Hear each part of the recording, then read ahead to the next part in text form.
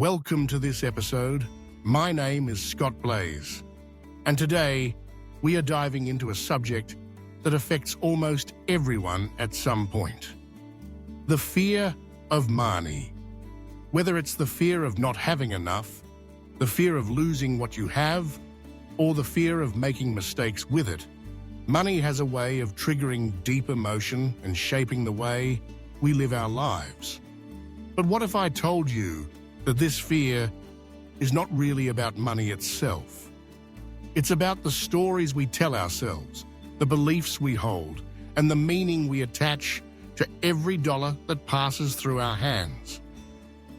In this episode, we're going to explore how to understand, confront, and ultimately overcome the fear of money, so you can start making decisions from a place of clarity instead of anxiety.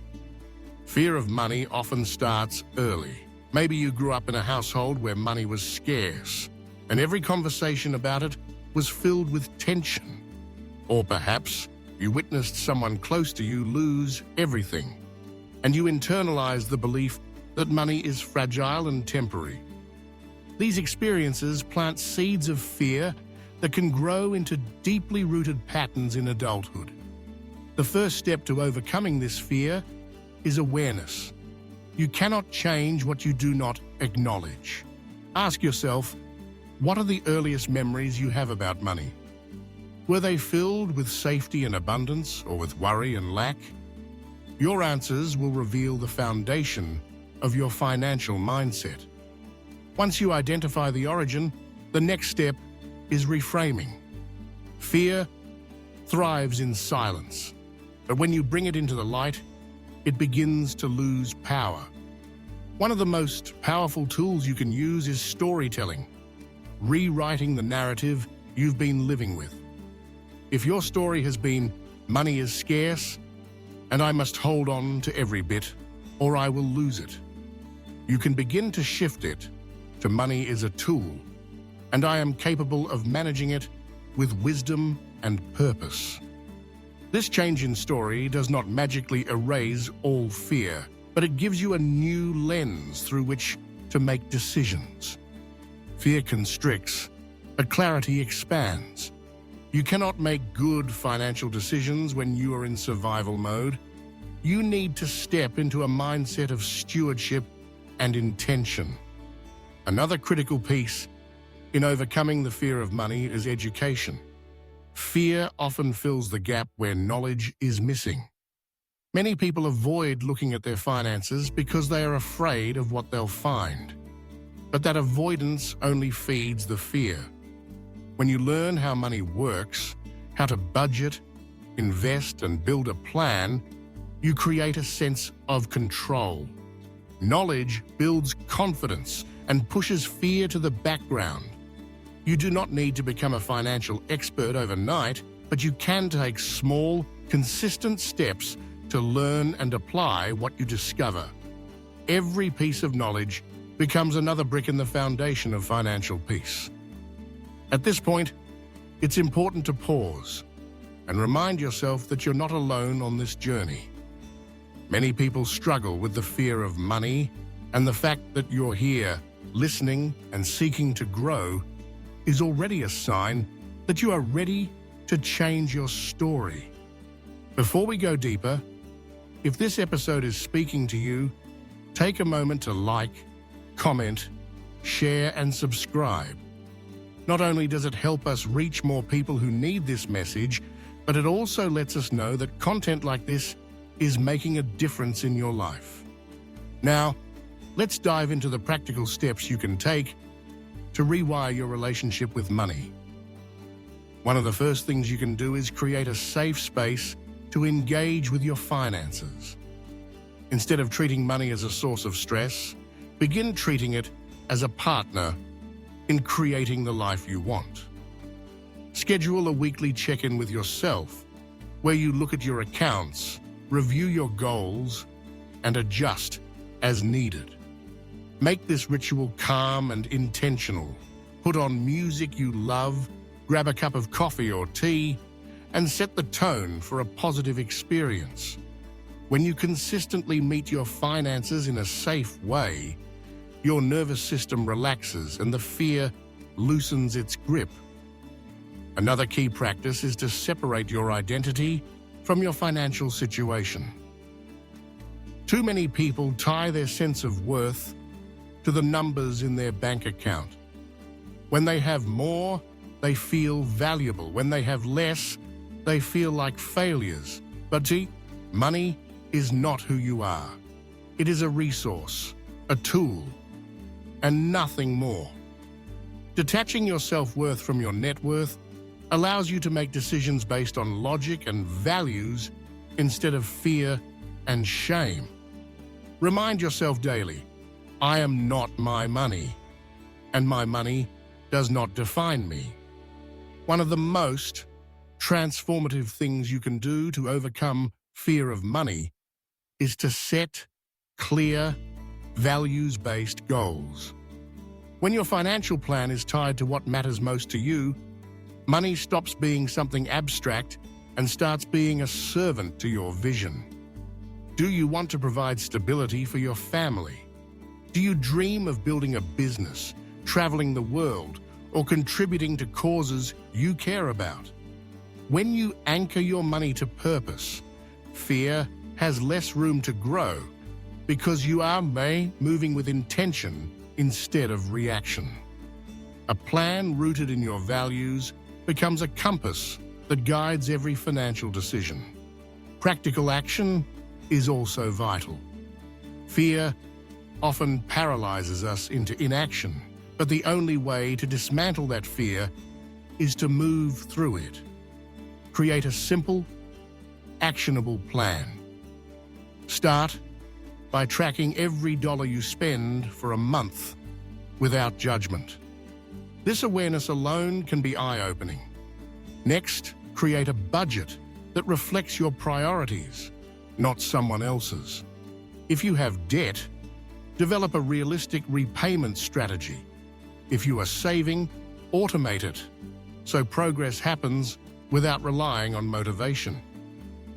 Each small step tells your mind and a body that you are safe, that you are in control, and that fear no longer has the final say.